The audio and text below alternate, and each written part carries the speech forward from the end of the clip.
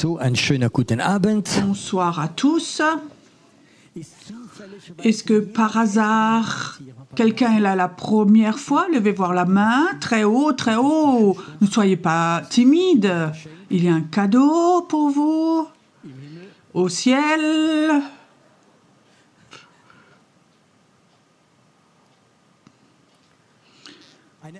Une question encore. Est-ce que vous êtes prêts? Vraiment, vraiment honnêtement. Vous savez même pas ce qui vient maintenant. Soyez prêts, en tout temps, soyez prêts. Il y a beaucoup de gens connus ici aussi. Martin, ce Martin-là. Numéro 2, ce serait pas juste, on est tous des numéros 1. Est-ce que tu peux lire quelque chose? Donc, Éphésiens 2, 1 à 10. Vous étiez morts par vos offenses, par vos péchés, dans lesquels vous marchiez autrefois, selon le train de ce monde, selon le prince de la puissance de l'air, de l'esprit qui agit maintenant dans les fils de la rébellion. Nous tous aussi, nous étions de leur nombre, et nous vivions autrefois selon les convoitises de notre chair, accomplissant les volontés de la chair, de nos pensées, et nous étions par nature des enfants de colère, comme les autres. Mais Dieu, qui est riche en miséricorde, à cause du grand amour dont il nous a aimés, nous qui étions morts par nos offenses, nous a rendus vivants avec Christ. C'est par grâce que vous êtes sauvés. Il nous a ressuscités ensemble et nous a fait asseoir ensemble dans les lieux célestes en Jésus-Christ, afin de montrer dans les siècles à venir l'infinie richesse de sa grâce par sa bonté envers nous en Jésus-Christ. Car c'est par la grâce que vous êtes sauvés, par le moyen de la foi. Et cela ne vient pas de vous, c'est le don de Dieu. Ce n'est point par les œuvres, afin que personne ne se glorifie. Car nous sommes son œuvre, ayant été créés en Jésus-Christ pour de bonnes œuvres, que Dieu a préparées d'avance, afin que nous les pratiquions.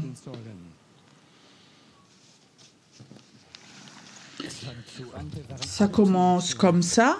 Nous étions tous morts, ça signifie séparés de Dieu. Le péché nous a séparés de Dieu, la rébellion nous a séparés de Dieu, nous étions morts, nous n'avions pas de contact avec Dieu. Alors Dieu a pardonné nos péchés au travers de Jésus-Christ et nous vivons de nouveau.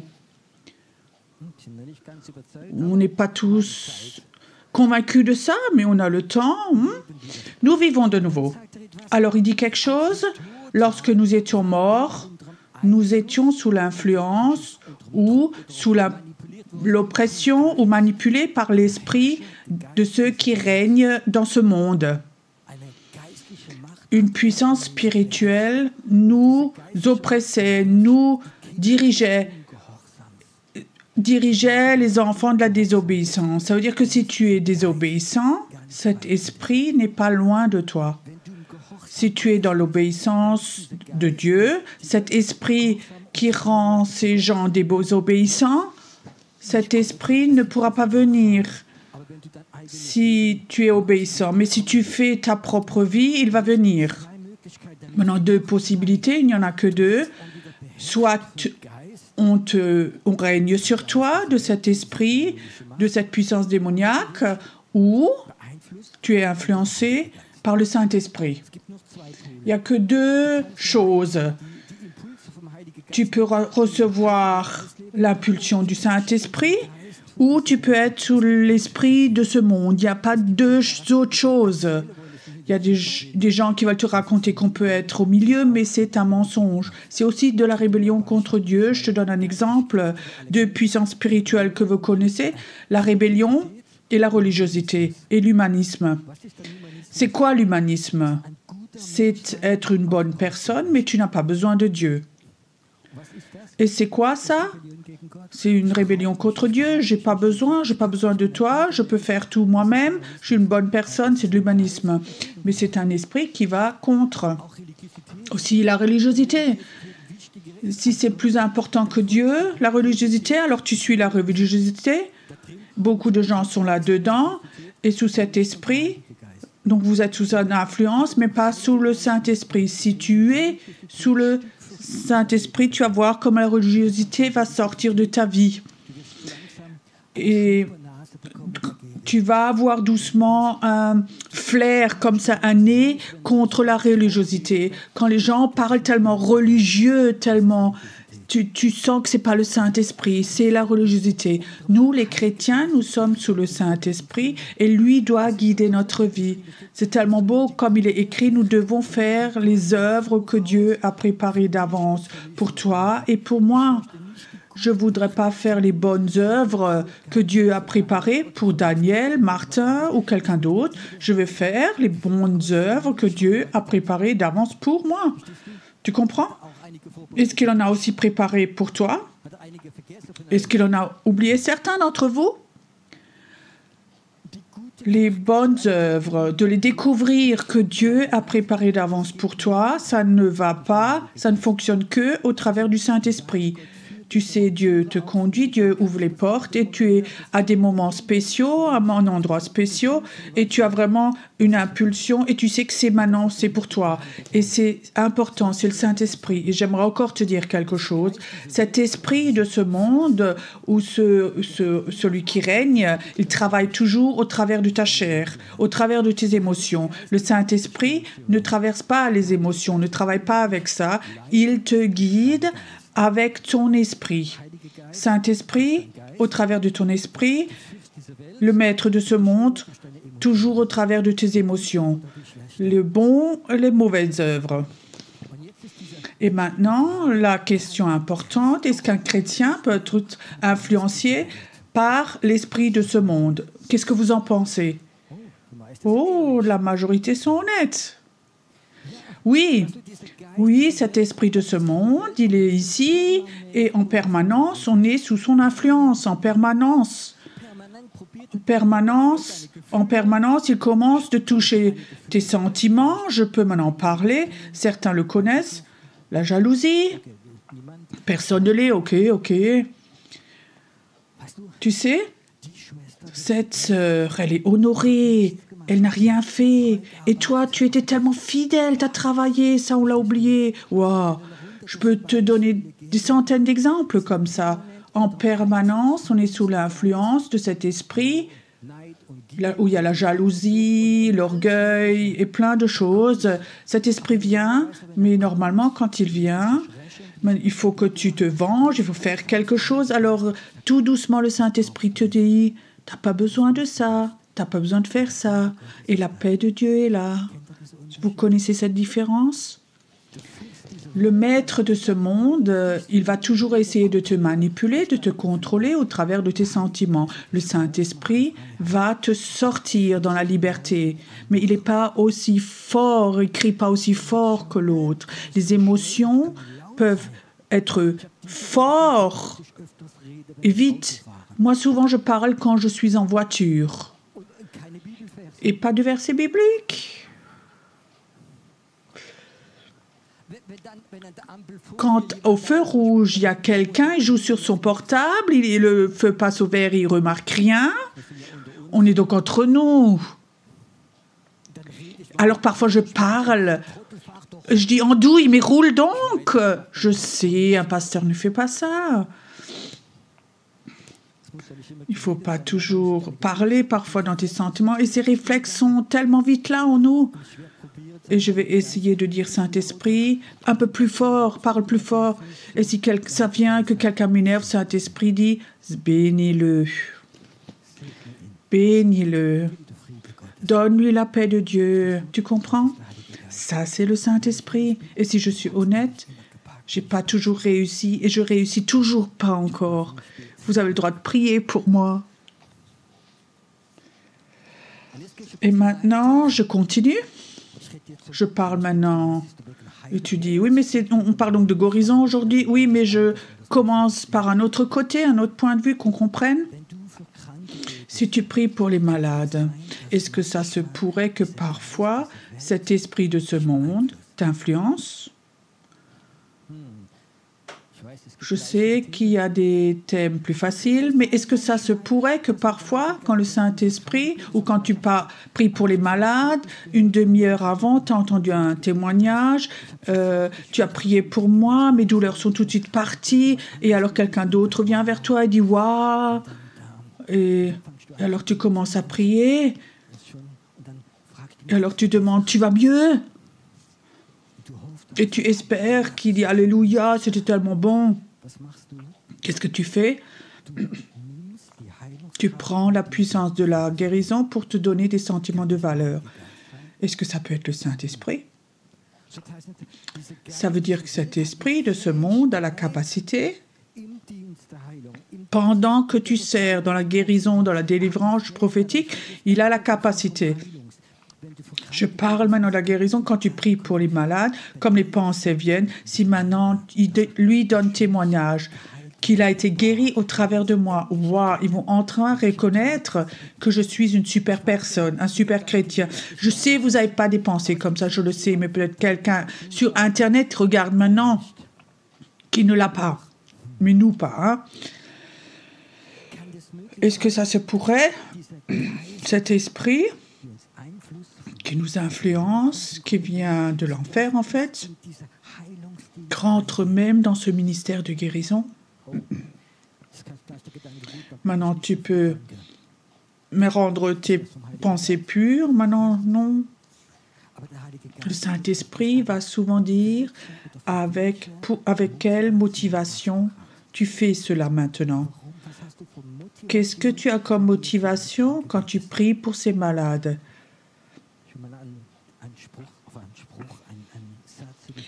Il y a une phrase qui m'a imprégnée. Est-ce que tu prends pour le don pour te servir toi-même? Est-ce que tu prends le don pour avoir de la reconnaissance? Ou est-ce que le don est un don de Dieu? Le don de guérison, est-ce qu'il est là pour servir les autres, pour glorifier Dieu? Ou est-ce que c'est là pour que toi, tu aies de meilleurs sentiments de valeur? Si quelqu'un donne témoignage, « Waouh, je suis guéri » et il dit « Non », bah, tu es dans le trou.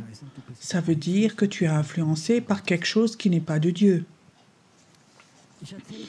Je raconte cela, pourquoi? Je te dis, parce que le ministère de guérison est un des ministères les plus dangereux pour l'orgueil.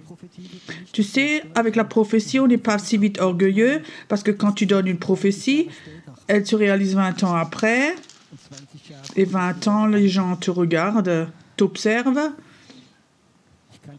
Moi, je peux te le dire, souvent je l'ai vécu. J'ai eu des prophéties, 3 jours après, elles se sont réalisées. D'autres paroles, elles sont réalisées dans 10, 15 ans plus tard seulement. Et tu ne reçois pas de reconnaissance pour cela. Le don de guérison est presque un don où 99% de la population ou les chrétiens acceptent en fait ce don. Les autres dons parler en langue, on n'en a pas besoin, ceci, cela, mais ce don de guérison, c'est peut-être celui qui dans les églises, imagine tu es dans une église et tout d'un coup, 2, 3 personnes qui étaient gravement malades sont guéries par ta prière. Tu seras la personne la plus importante de l'église, peut-être plus Jésus, mais cette personne. Alors les gens t'élèvent, et je peux te dire, cet esprit de ce monde va déjà venir avec de l'orgueil. Alors il y a quelque chose, plus cet esprit t'influence, plus le Saint-Esprit se recule, se retire. Il ne se retire pas complètement, non, mais ça se fait tout doucement. Tu reçois de la reconnaissance, des sentiments de valeur au travers de ces personnes, de ces dons, et tu commences à aimer cela, et tu peux même être dépendant de ces compliments, de ces choses-là, et plus tu rentres dans tout cela, plus le Saint-Esprit se retire. Et alors tu vas être comme ça, un yo-yo de tes sentiments, et le Saint-Esprit s'est retiré, bien que tu voulais le faire pour Dieu, tout cela. Nous avions dans notre église une dame, elle s'était convertie, elle venait donc d'un milieu assez grave, elle s'est convertie, vraiment super, elle a eu le baptême du Saint-Esprit, et cette dame a eu un don de guérison, une onction très forte que j'avais plus vécue depuis 30 ans dans cette église. Il y a sans doute 50, 80 enfants qui sont nés parce qu'elle a prié pour cela. Elle avait vraiment un don de guérison et des paroles prophétiques, cette dame. Et quelque part, je la regardais et je voyais qu'elle mangeait cette reconnaissance parce que ses sentiments de valeur n'étaient pas tellement bons.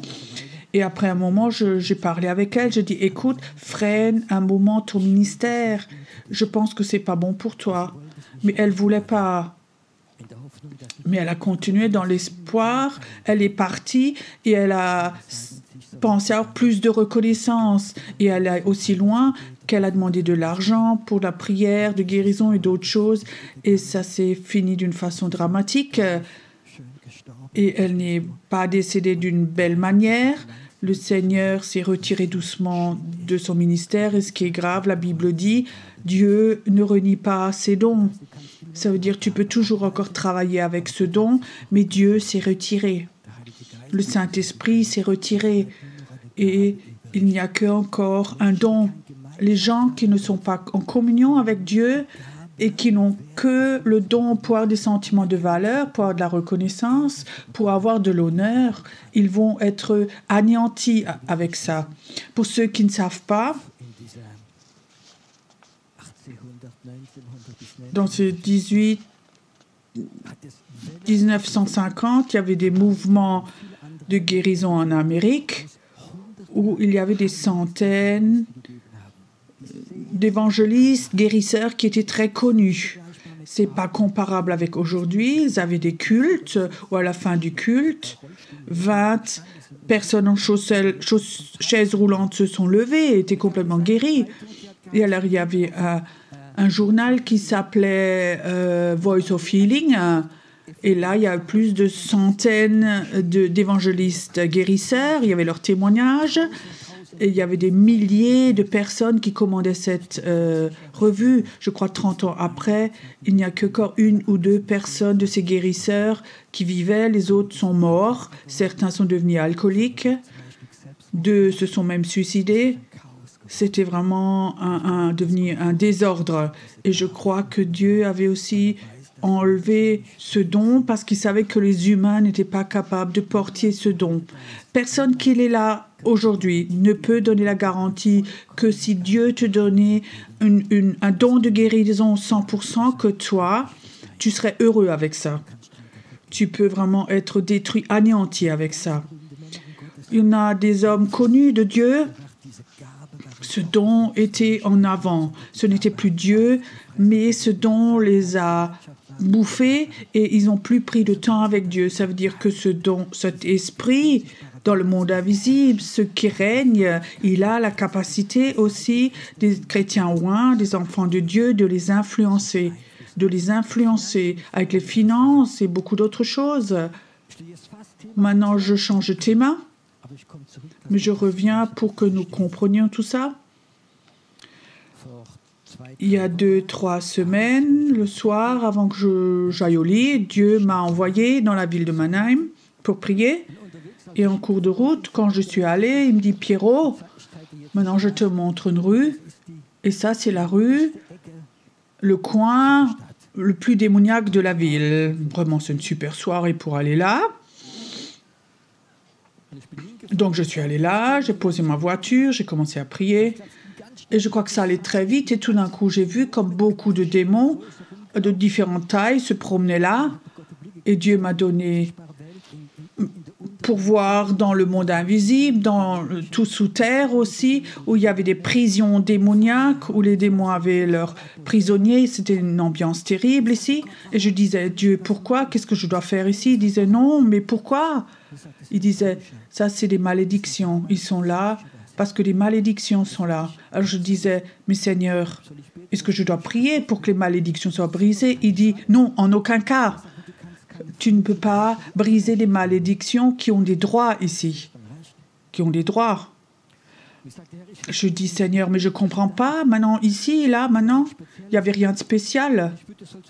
Et je suis sortie de la voiture pour marcher. Je sors de la voiture et j'ai peut-être fait 20 mètres. Et là, il y avait un petit parc. Et là, il y avait un panneau. Et le Dieu dit, lis ce qui est écrit. Et je vais vers ce panneau. Il est écrit, ici, il y avait le cimetière juif. Il y a 200-300 ans. Pendant 200-300 ans à Mannheim, et en 1936-37, les nazis sont venus et ils ont fermé ce cimetière. On peut le comprendre, mais je sais pas si toi tu sais, un cimetière juif, c'est quelque chose de saint pour les juifs. Là, il y a les os de leurs ancêtres. Je sais pas si tu sais, s'il n'y a plus de place dans un cimetière, on n'a plus le droit de rentrer dedans. Il peut rester là pendant des centaines d'années. Mais les nazis sont venus, ils ont donc fermé, ils ont sorti ce cimetière à l'extérieur de la ville, et certaines personnes sont même venues et ont essayé de déterrer les os de leurs ancêtres, de leurs parents, de leur famille, pour les mettre dans le nouveau cimetière. Je regardais ça et le Seigneur disait, tu sais, ce sont tellement des malédictions qui ont été libérées. Beaucoup de ces juifs qui sont là en bas, c'était des gens très, très occultes. Je ne sais pas si vous savez, mais chez les juifs aussi, ce n'est pas toujours des gens très croyants, mais il y a beaucoup de gens qui se connaissent très, très bien dans le monde occulte, avec la sorcellerie et tout cela. Beaucoup de gens occultes qui ont donné leur vie à des démons. Et toute la famille ont maudit ceux qui ont détruit ces tombes maintenant. Et toutes ces malédictions, c'est là, sur cette place maintenant. Et il y a des centaines de personnes qui ont lâché des malédictions. Et ils sont là, dans cette place. Et le Seigneur dit, quand des malédictions sont faites comme ça, eux, ils habitent à des endroits comme ça. Et tu ne peux pas simplement les enlever. Je n'avais pas bien compris tout ça, et il y a 3-4 jours environ, le Seigneur m'envoie dans une autre ville pour prier, et je sentais, le Seigneur voulait continuer avec cette histoire. Et j'arrive dans cette ville alors, j'étais sur la place principale, il y avait une cathédrale ici, tout d'un coup je voyais dans le monde invisible, tout en haut, une puissance de sorcellerie. Et elle était tout en haut, qu'elle pouvait même aller dans le ciel. Et je disais, Seigneur, qu'est-ce qu'elle fait dans cette ville? Je voyais des anges aussi qui combattaient, mais ne pouvaient pas avoir la victoire. Et le Seigneur dit, il y avait un temps, la sorcellerie disait, j'ai des droits ici. Ici, ça, on me l'a promis ici. Et les anges combattent, mais nous avons des droits. On l'a dit à Dieu, nous avons des droits. Et je dis, Dieu, pourquoi? Alors il dit, tu sais, il y a un temps, le leader spirituel de cette grande cathédrale avait fait un pacte avec la sorcellerie. Ils avaient travaillé ensemble. Et ça, c'est les droits qui sont là. Eux, les leaders spirituels, ils ont dit, oui, on fait un pacte avec toi. Et alors je me promenais dans ce parc tout autour et Dieu a commencé à me montrer les choses terribles qui se passaient là. Et Dieu dit, tu sais, ça c'est parfois tellement difficile pour que le Saint-Esprit puisse venir là parce que ces choses sont là. Tout d'un coup, je voyais une image. Je sais que c'est un peu bizarre ce que je vous raconte, parce que quand le Saint-Esprit me parle, parfois, il prend des images toutes simples. Certains disent, il lui a donné un verset biblique, il a donné ça et ça et ça. Non, non, non. J'étais là debout et j'avais une vision très forte et je voyais un homme qui se promenait avec son chien. Son chien avait fait ses besoins. Et tu sais, en Allemagne, maintenant, les gens sont obéissants, alors ils sortent un petit sachet, ils l'ouvrent et ils mettent le petit besoin dedans. Et le Seigneur dit, Pierrot, si maintenant cet homme ne le faisait pas, il laisserait simplement ça là posé. Toi, tu aurais deux possibilités. Maintenant, tu serais le shérif de cette ville, tu serais de la police, et tu pourrais aller là-bas, tu pourrais dire, monsieur, ici vous avez laissé vos déchets, une amende 50 €, ou maintenant tu ne dirais rien. Deuxième possibilité, tu prends un petit sachet, tu le ramasses et tu le mets à la poubelle. Et tu ne dis rien du tout. Vous savez très bien ce que j'ai dit maintenant. Moi, j'aime pas l'injustice, tu comprends? Même à l'époque déjà, quand quelqu'un avait un chien à l'époque, les chiens faisaient leurs besoins et tout le monde marchait dedans. Je trouvais que ça terrible. Et en Allemagne, la majorité des gens, et j'ai dit, Seigneur, mais c'est pas juste. On pourrait maintenant lui donner un PV. Tu sais ce que le Seigneur a dit? Pierrot, ça c'est régner. Si maintenant tu ramassais ça, tu le mettrais toi-même dans un sachet et tu le jettes, ça veut dire servir. Waouh. Moi, j'ai rien d'un serviteur, j'ai remarqué. Tu peux imaginer, toute la journée, je ramasse ces petites boulettes par terre, mais je savais ce que le Seigneur voulait me dire. Il dit, Pierrot, il y a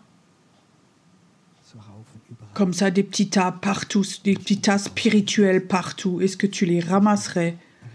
Est-ce que tu te repenterais pour les gens qui ont fait cela? Ou est-ce que tu les accuserais? Et ça m'a vraiment touchée. Je dis, Seigneur, je suis désolée, j'aimerais être un serviteur. Et je suis promenée dans ce parc et je voyais comme Dieu me montrait des choses et ce qui s'était passé, des choses terribles, où je restais là et je disais, Seigneur, et je pouvais pleurer pour les choses que les gens avaient fait avant.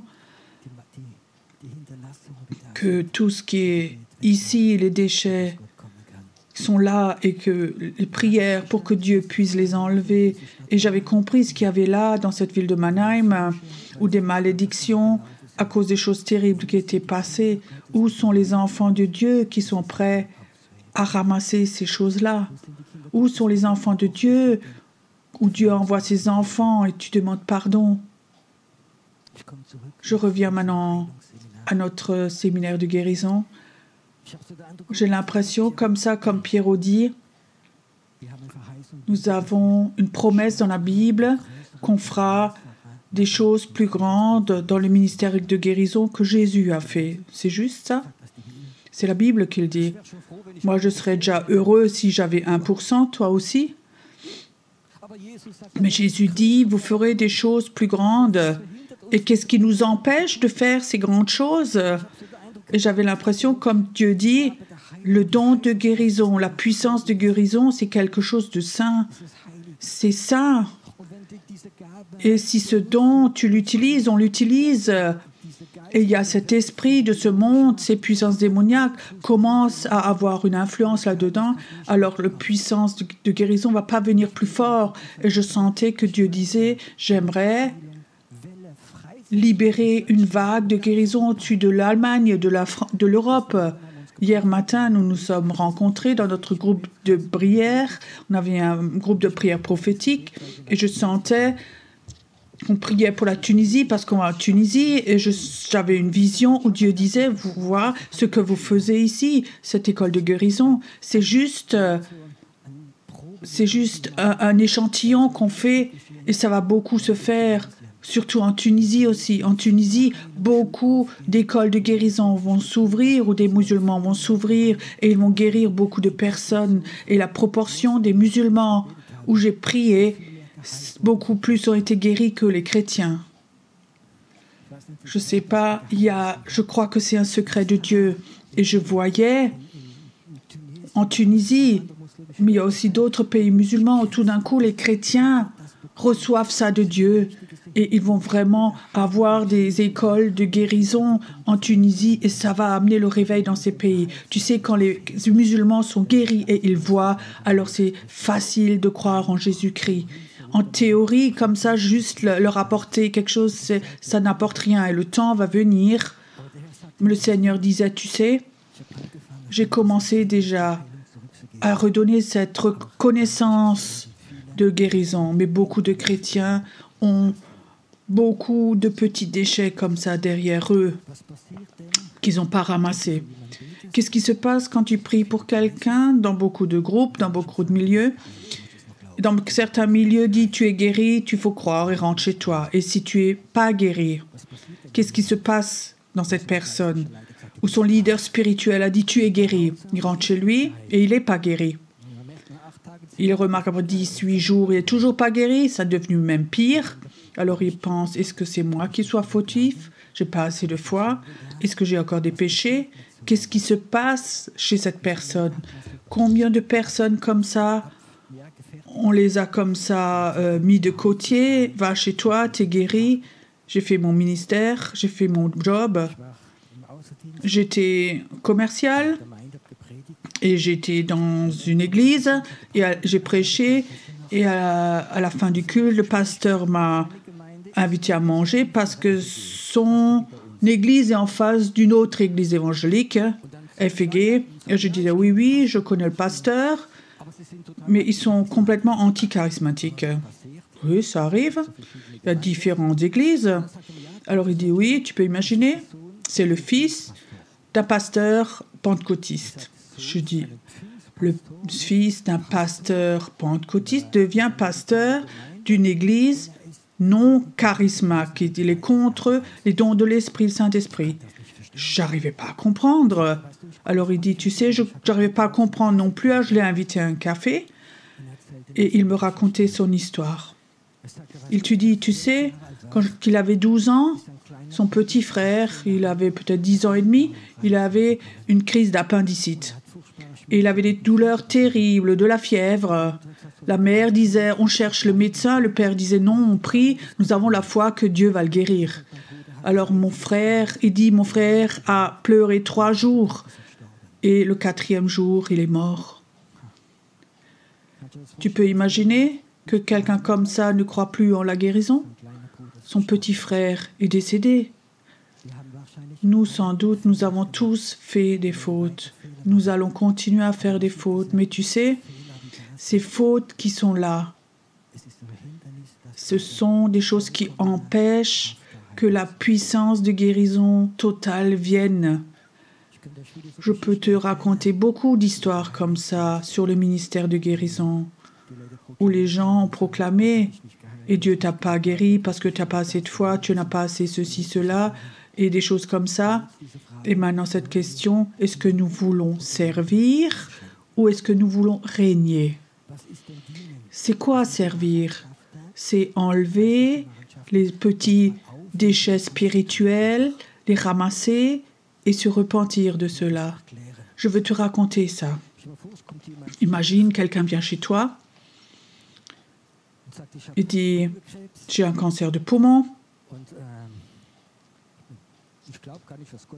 Je crois que Dieu m'a oublié et tout.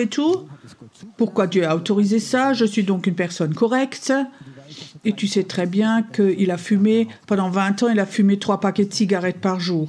Qu'est-ce que tu lui dis? Dieu n'est pas fautif, c'est toi avec tes cigarettes. Alors, tu lui montres ces petits déchets qu'il a laissés. Est-ce que ce serait pas mieux que tu lui dises, viens, on prie ensemble. Nous avons un Dieu qui pardonne, même si nous avons fait des fautes. Viens, on prie. On n'a même pas besoin de dire, il faut que tu pries pour ses péchés. Tu l'enlèves, le petit tas. C'est la même chose si quelqu'un vient, il a une cirrhose de foie, il te dit, tu sais que il a bu, c'est un alcoolique, il a terrorisé sa famille, tu n'as pas envie de dire, mais tu es fautif toi-même, tu aurais mieux pas bu, enlève toi-même, tu es sale, et reviens de nouveau. Mais c'est pas ce que Dieu veut. Dieu voudrait que nous soyons capables de les choses, les petits déchets que nous laissons derrière nous, de les enlever par amour dans la prière. Seigneur, je suis tellement désolée que cet homme était lié tellement longtemps. Dieu a la capacité parfois de nous laisser tomber, nous, dans le trou pour que nous comprenions comment quelqu'un se sent quand nous sommes dans le trou.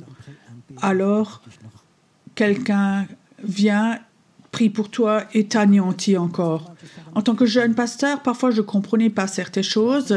Je sais encore, on était à Sandhausen, on fait un culte, une femme vient me voir, elle avait sans doute 70 ans. Elle dit, monsieur le pasteur, vous avez dit que Dieu peut tout pardonner. Je dis oui. Elle dit, tout? Je dis oui, Dieu est prêt à tout pardonner si vous reconnaissez. Alors cette femme me dit, pendant 40 ans, tous les jours, j'ai maudit Dieu. J'ai dit, quoi? Oui, tous les jours, j'ai maudit Dieu. Elle a dit, tous les matins, elle s'est levée. J'habitais avec une cour intérieure, j'ouvrais la fenêtre et j'ai crié dehors, Dieu, je te maudis. Est-ce qu'on ressent de la sympathie pour une personne comme ça à ce moment-là? Mais le Saint-Esprit peut faire. Alors je disais, mais pourquoi vous avez fait quelque chose comme ça? Alors elle dit, je viens d'une bonne famille, je me suis mariée, j'avais eu des enfants et je suis devenue alcoolique. J'arrivais pas à décrocher, j'ai tout perdu, mes enfants, mon mari, j'ai tout perdu. J'habite dans un petit appartement, un petit studio derrière, je vis du RMI, j'ai tout perdu à cause de cet alcool. Je n'arrivais pas à décrocher. Et il pensait que c'était Dieu qui était fautif. Et elle a maudit Dieu. Mais elle a eu cette connaissance, cette révélation. Et moi, j'ai eu compassion pour cette femme. Je n'arrive même pas à comprendre. J'ai vraiment eu de compassion. On a prié ensemble. Et la malédiction a été brisée. Et tout de suite, elle s'est tout de suite née de nouveau. Dieu l'a touchée. Nous ne sommes pas des juges. Je crois que dans le ministère de guérison, c'est tellement important que le don de guérison est là pour servir les personnes. Nous devons avoir de la compassion et de l'amour pour les gens. Le don de guérison ne doit pas être là pour régner, pour donner des sentiments de valeur, mais c'est un don pour servir les autres. Je crois que Dieu se réjouit de cette école de guérison, que beaucoup de personnes ont envie de venir, mais Dieu a dit, j'aimerais donner beaucoup plus que vous imaginez, mais il y a beaucoup de choses pas correctes qui ont été faites avec ce don de guérison, et peut-être que vous avez vous-même entendu comme on a malmené ce don. Si vous saviez combien de gens j'ai rencontrés, même des hommes, qui me racontaient, ils ont des problèmes avec ce Saint-Esprit, avec ce charismatique. C'était il y a 10 ans à peu près. Il y avait une vague de l'Esprit où les gens priaient. Ça existe toujours encore, se reposer dans l'Esprit. Vous connaissez encore ça? Tu es tombé, tu t'es reposé dans l'Esprit. J'ai rencontré beaucoup de personnes et ils ont dit, on y est allé devant, on voulait être béni, on voulait sentir l'amour de Dieu. Quelqu'un est venu et m'a renversé. Qu'est-ce qu'on ressent quand quelqu'un va devant et veut être béni? Et alors quelqu'un vient et te jette par terre et dit Alléluia. Et les gens applaudissent. Et ils n'osaient pas, eux, de se lever parce qu'ils pensaient que ce n'était pas correct. Pas un seul. Mais beaucoup de ces gens sont venus et me l'ont raconté. Alors ma première pensée était de juger. Ça, on n'a pas le droit de faire, c'est pas OK. Le Seigneur a dit, ne juge pas, mais demande pardon pour ce qu'ils ont fait. Si toi, tu entends une histoire où cette injustice en toi monte, où tu dis « Ouah, ça c'est injuste », et tu juges tout le temps, et tu racontes ça à d'autres, où tu dis « Je raconte à personne, je vais dans ma petite chambre et prie pour que le péché ne soit plus là. » Tu sais, la Bible dit que le sang innocent crie jusque dans le ciel. Est-ce que la Bible dit ça? Les malédictions, c'est quelque chose qui a une signification. Je change peut-être un peu de thème, mais tu sais, une des histoires les pires que moi je trouve, c'est Jésus était sur la terre, il a aimé des milliers de personnes, guéri, donné du pain, réveillé les morts, donné la main, et tout le peuple crie.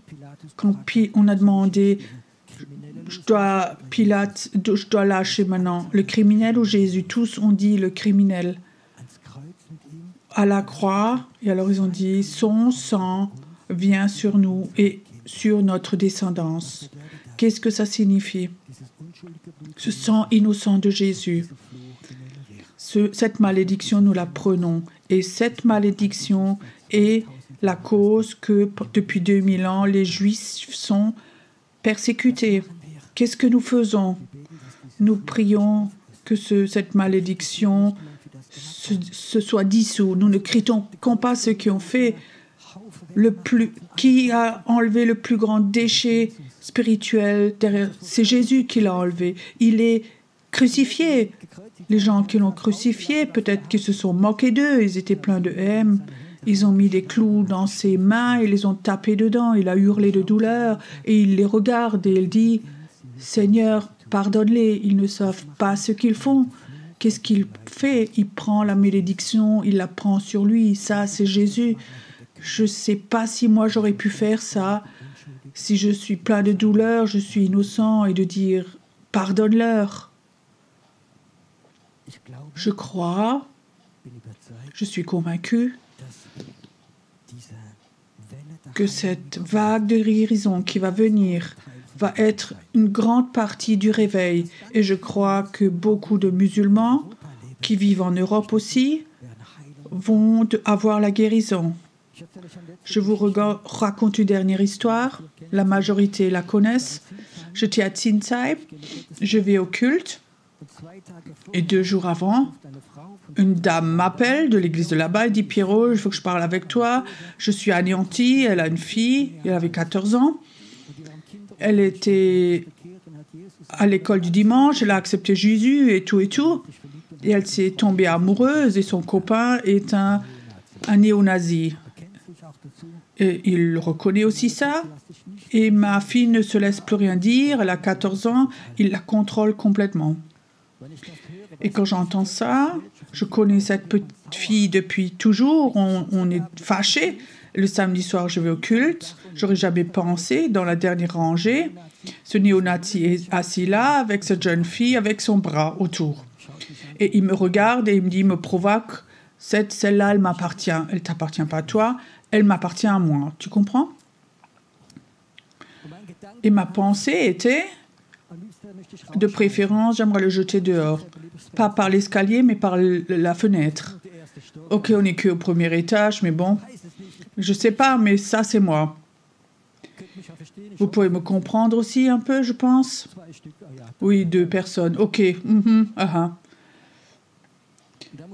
Alors, il fallait de nouveau que j'enlève mes pensées. Je suis allée devant, j'ai pris le micro, et alors je reçois une parole.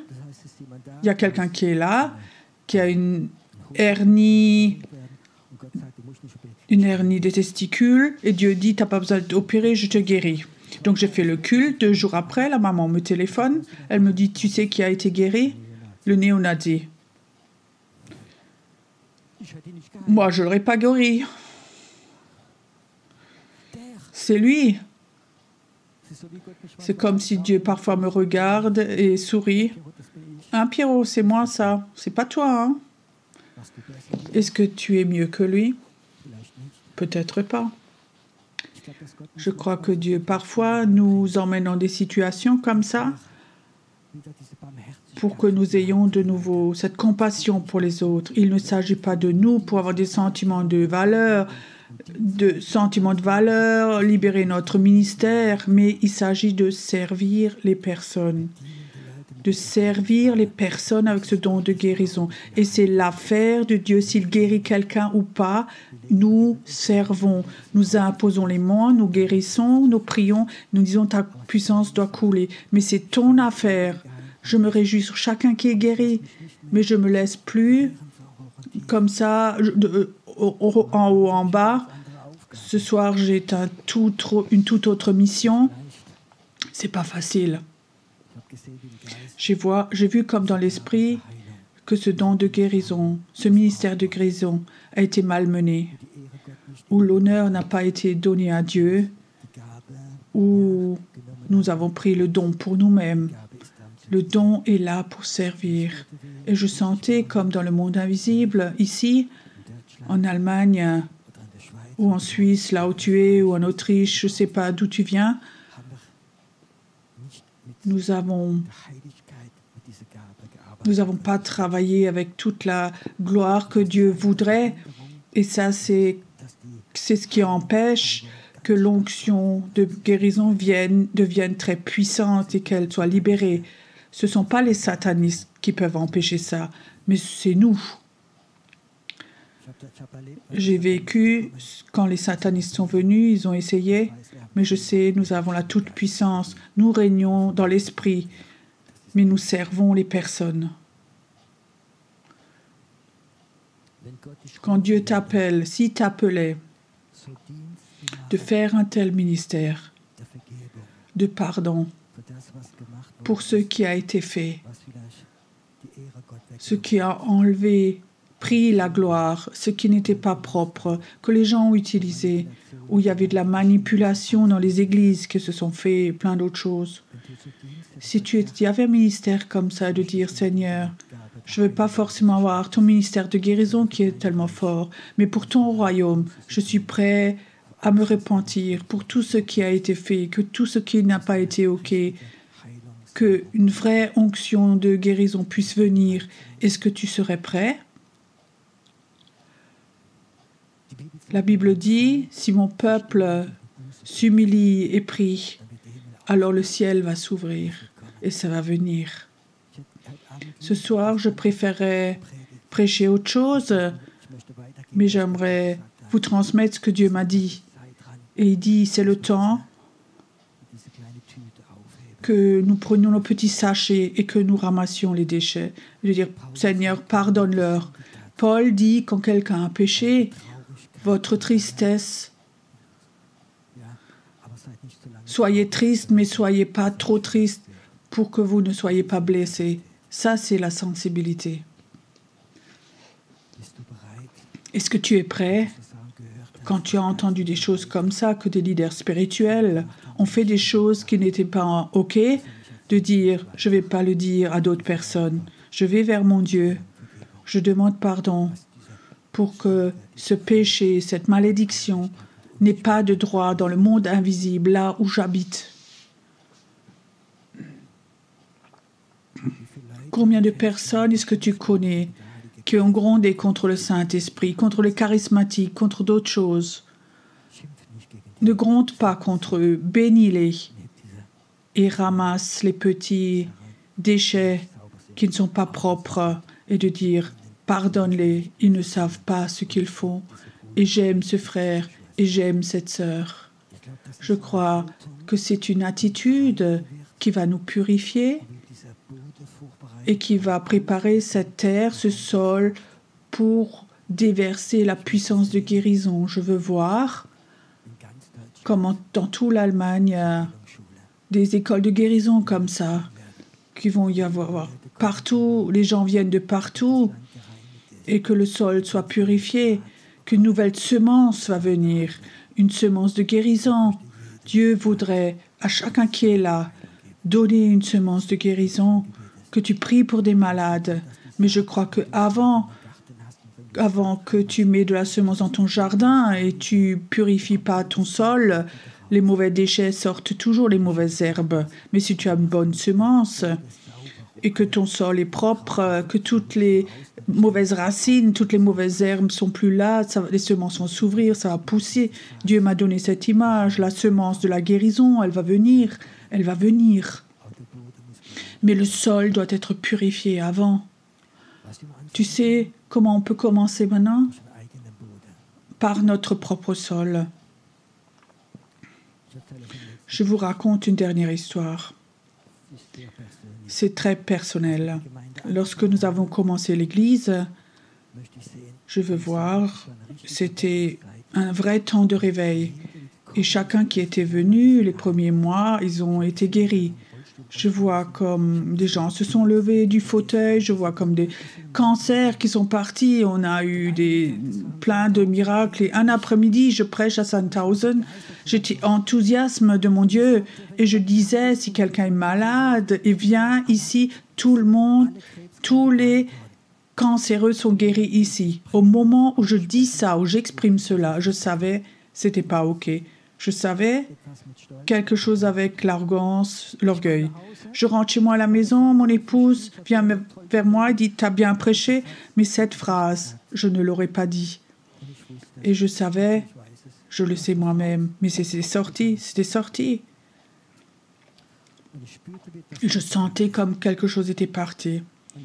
Et dans les mois qui suivaient, 3 jeunes personnes sont mortes de cancer, 3 personnes de notre église. Et j'ai prié, jeûné, j'ai tout fait, ce que je pouvais. C'était un sentiment terrible parce que je sentais comme les gens de l'église me regardaient. Alors, qu'est-ce qui se passe? Le plus jeune avait 4 ans. En haut, dans la salle, pour enfants, la salle d'enfants, il est mort. Et je savais que quelque chose était brisé en moi. Je savais que j'étais fautif. C'était un temps tellement terrible où Dieu m'avait de nouveau donné de la grâce, mais ça avait duré un temps. Et après, il y avait quelque chose qui revenait. Et je crois que c'est important, essayer de purifier le sol. Avant que tu fasses le jardin du voisin, commence avec le tien. Est-ce qu'il y a des fautes que tu as faites dans ce ministère de guérison? Ou peut-être que tu as raconté un témoignage, tu as exagéré, ou autre chose, où tu penses, où le Saint-Esprit t'a dit c'est pas tout à fait OK, tu étais influencé par cet esprit de ce monde. Est-ce que tu as un désir de t'humilier, de ramercer de nouveau? Ça, c'est une image que Dieu m'a donnée. Que je suis ce petit chien et que je ramasse ça, de m'humilier. C'était même pas mon chien, mes déchets. Pierrot, tu es un serviteur. Et je l'ai compris. Est-ce que tu es prêt pour le péché des autres, de te repentir, de pleurer, de t'humilier? Il s'agit du royaume de Dieu. Il ne s'agit pas de ton honneur ou de mon honneur. Il s'agit du royaume de Dieu.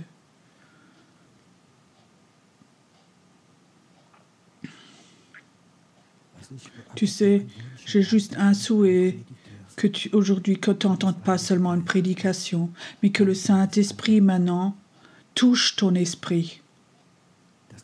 Que peut-être tu sais qui te parle à toi maintenant. Pouvoir pleurer sur l'état de l'Église où ils ont pris l'honneur de Dieu, où on a joué avec le don.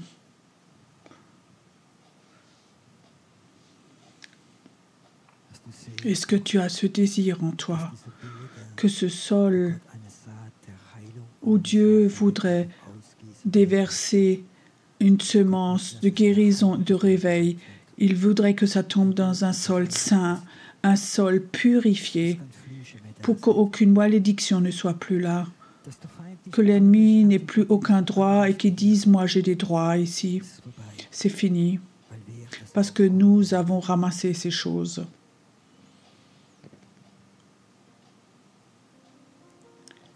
Tu peux dire dans ton cœur, si tu as la connaissance, de demander pardon pour toi. Ou peut-être tu es là et tu as travaillé dans le ministère de guérison, ça coulait, et tout d'un coup, il n'y a plus rien maintenant. Ce soir, ça peut être un nouveau départ pour toi.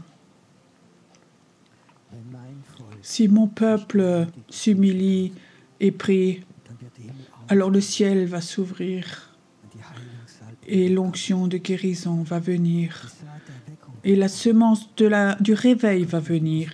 Dieu voudrait t'utiliser à transmettre cette semence du réveil. J'ai promis à Dieu, je vais prendre plus de temps. Pas être sous les feux de la rampe, pas d'avoir un micro dans la main, mais aller des endroits où toi tu m'appelles. J'aimerais faire les œuvres, aller là où les enfants font des choses terribles et demander pardon. J'aimerais voir que la bénédiction revienne.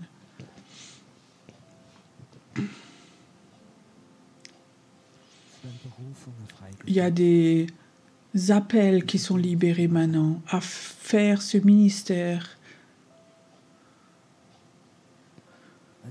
Si tu es là et tu sers dans ce ministère de te repentir, quand des anges viennent à tes côtés, quand j'ai commencé à prier parce que j'ai vu ces choses terribles et que je me suis repenti, je sentais la présence d'anges et quand je suis rentrée chez moi, c'était tellement beau, cette paix de Dieu, de savoir j'ai fait ce que Dieu m'avait demandé, ce que Dieu voulait de moi. Il y a des gens ce soir, ce ministère, ils ont déjà vécu tout ça et aussi exercé. Mais Dieu voudrait t'appeler plus fort encore à aller dans ce ministère. Écoute, si tu es là, et toi qui es chez toi, et tu sens que le Saint-Esprit t'appelle maintenant, et tu sais que le Saint-Esprit, tout au fond de ton esprit, lui dit « Je te parle à toi ». Alors viens devant, je veux prier pour toi. Viens pas pour être béni, mais viens parce que si tu es prêt à t'humilier, à te baisser et à enlever ces saletés, ces déchets.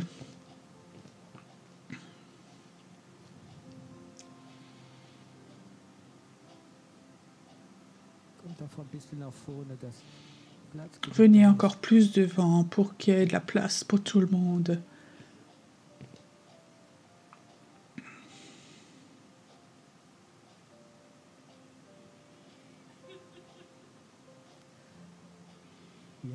Nous avons un Seigneur qui pardonne. Nous avons un Dieu qui pardonne, qui nous pardonne. Et la Bible dit, en ce que nous pardonnons nos péchés, vous êtes délivrés. Toi, tu vas apprendre cela. Tu vas apprendre. Tu vas aller à des endroits où Dieu t'envoie et tu vas avoir des révélations de Dieu. Tu vas avoir des révélations peut-être dans ton église, dans ta famille, et tu vois ces choses et tu ne vas plus donner des PV aux gens, mais tu vas pouvoir pleurer, et la puissance du péché va se dissoudre. La puissance du péché va se dissoudre et les démons ne pourront plus habiter là ou dans les familles.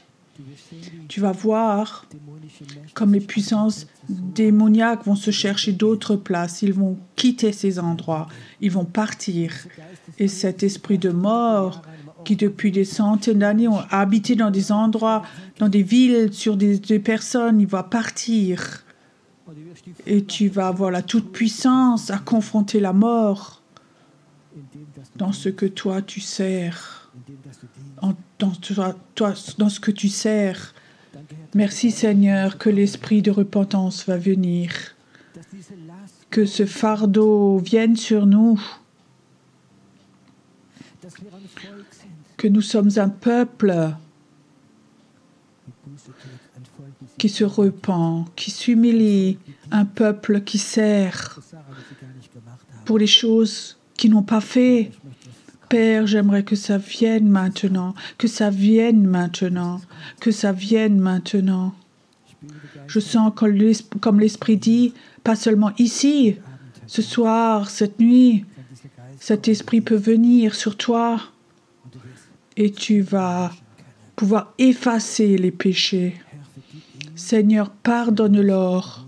Ils ne savent pas ce qu'ils font. Pardonne-leur. Pardonne-leur. Tu vas avoir comme ça une toute puissance de Dieu pour effacer les péchés, de rendre l'atmosphère pure. Tu n'iras plus à l'église et tu dis celle-là a un esprit d'Isabelle ou celui-là a un esprit d'Isabelle et celui-là il a ça, celui-là ça. Tu vas prier. Et cet esprit va perdre sa puissance. Ici, reçois. Merci que ce soir, il y a un fardeau de prière qui est là. Un fardeau pour la prière. Un fardeau pour la prière. J'aimerais qu'on ait un temps où nous restons dans la présence de Dieu. Restez. Nous avons encore un temps d'adoration, de louange. Tu peux rester là si quelqu'un a tort et de dire « Je préfère me promener pour que je puisse prier tout seul. » C'est OK aussi. Fais-le. Aussi toi qui es chez toi à la maison, tu as la capacité de le faire. De le faire.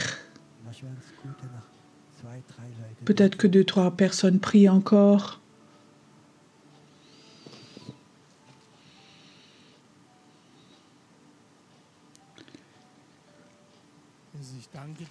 Père, je te remercie que tu libères cet esprit de repentance, la révélation du péché que les personnes ont fait, que tu libères cette délivrance pour ces gens qui ont péché, où toi tu veux juger, où tu veux te venger, que toi tu reçois cette grâce, que tu vois les gens avec les yeux de Jésus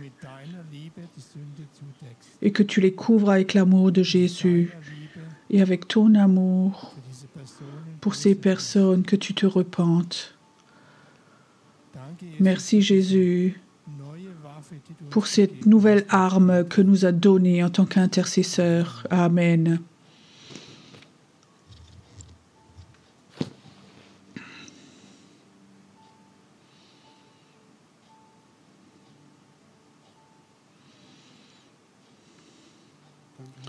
Merci Jésus que tu verses de façon nouvelle, que tu nous remplisses de nouveau depuis des centaines d'années,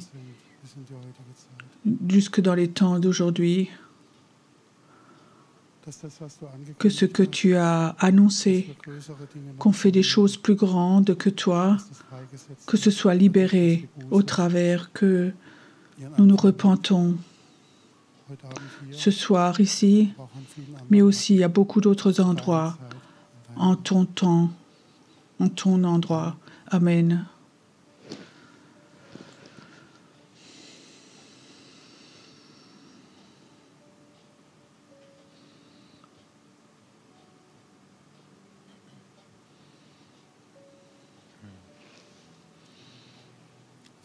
Père, j'aimerais aussi te demander pardon pour notre pays, où nous avons rejeté le Saint-Esprit ou son action. Je prie que tu nous purifies par ton sang, que tu prépares nos cœurs pour ce qui va venir, ce qui est neuf, pour ton esprit, pour les miracles que tu veux donner. Mais je prie que tu purifies nos cœurs, que tu libères nos cœurs pour de nouvelles vagues qui vont venir aussi dans le domaine de la guérison. Merci Seigneur, merci Père, Père que tu nous pardonnes, que ton sang nous purifie et qui prépare nos cœurs. Merci Jésus. Et Père Seigneur, nous voulons te donner toute la gloire. Aussi ce soir, nous voulons être là devant toi. En ton nom, nous voulons te donner toute la gloire. Tu es le roi des rois.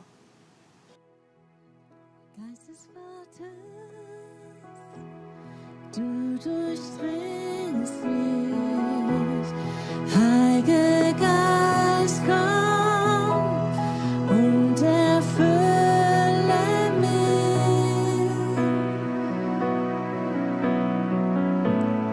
Komm, erfülle mich.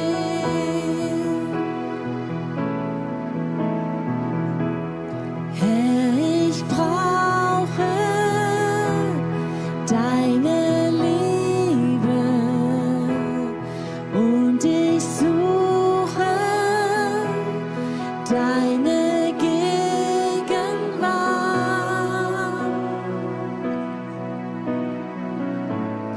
Komm, erfülle mich.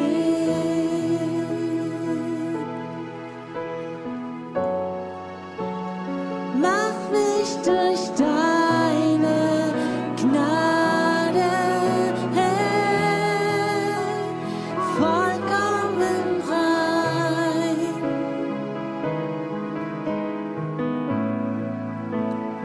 Lass deine Liebe wieder neu in mir sein.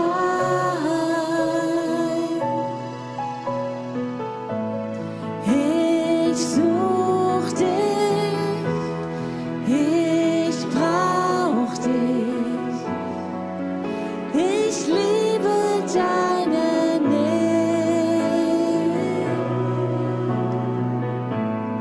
Ich such dich, ich brauch dich, ich liebe deine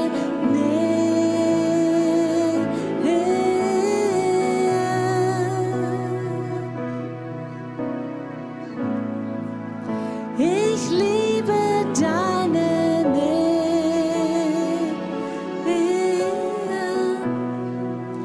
Komm, erfülle mich.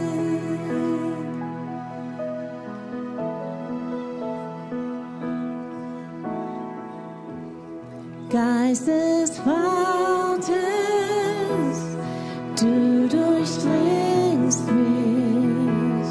Heiliger Geist, komm und erfülle mich.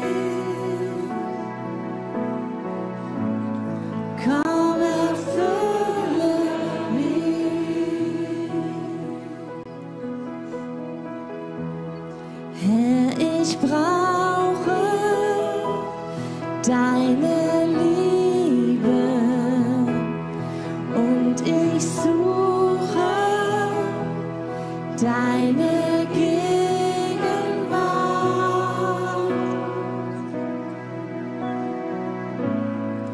Komm, erfülle mich. Herr, ich suche deine Nähe und ich suche deine Gegenwart.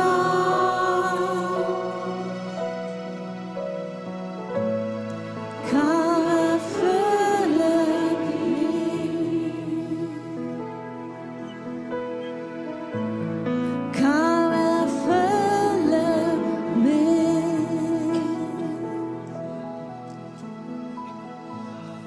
Komm, erfülle mich.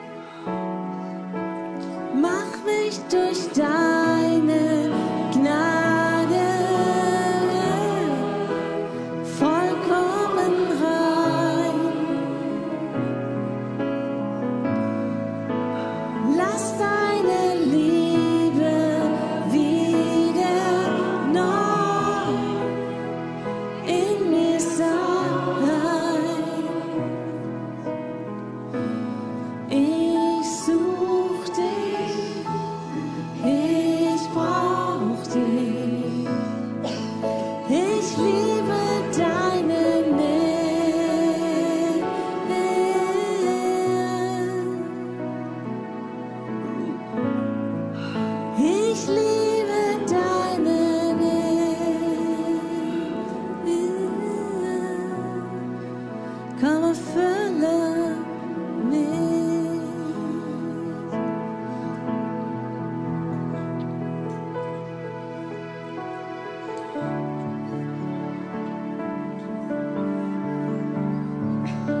Denn du bist der höchste, hohe, über alle Erden.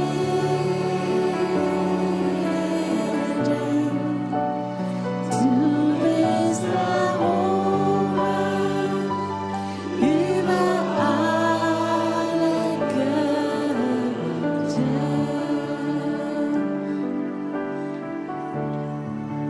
Denn du bist der höchste, hohe, über alle Erden. Du bist der hohe, über alle Götter.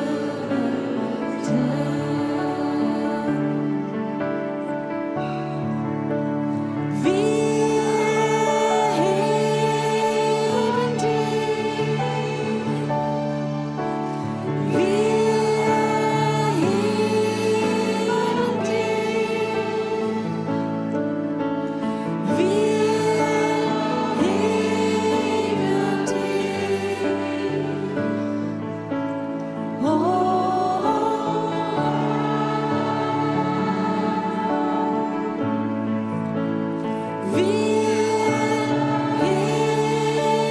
dich,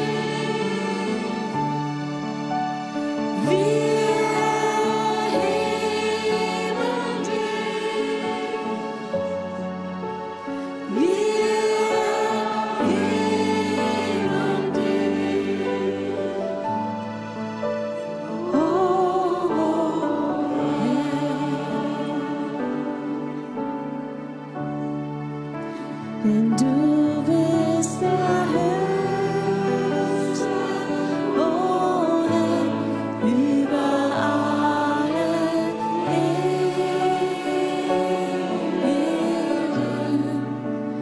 Du bist der hohe, über alle Götter.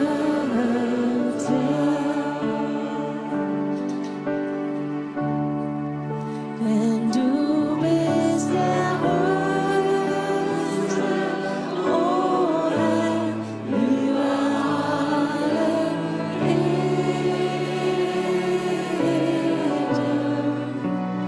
Du bist erhoben über alle Götter.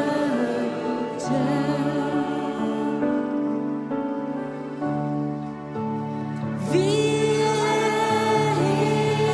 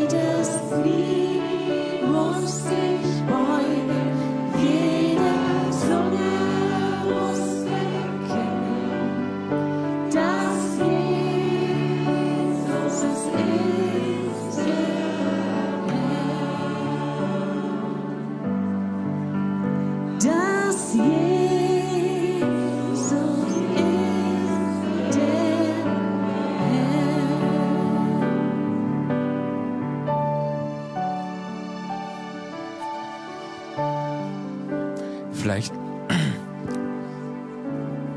kannst du noch. Vielleicht ganz kurz.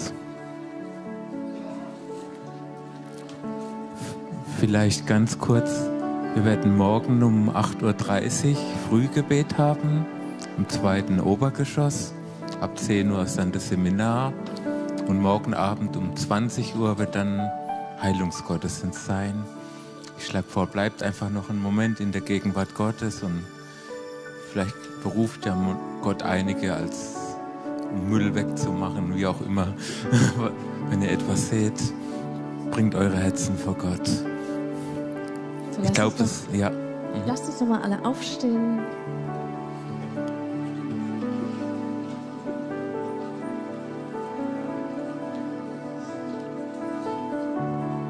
Du bist Herr.